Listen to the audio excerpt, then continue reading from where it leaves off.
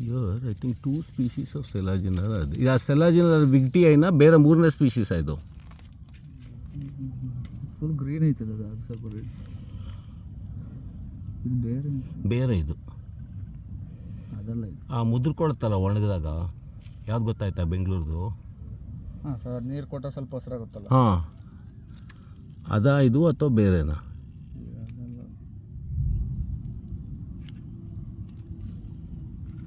ಎರಡು ಜಾತಿ Selaginella ಅಥವಾ ಆ ಉದ್ದದ್ದೇ ಇದು ಸಣ್ಣ ಮರಿಗಳು ಅದ್ರದ್ದು? ಹಾಂ, ಅದಿರ್ಬೋದು.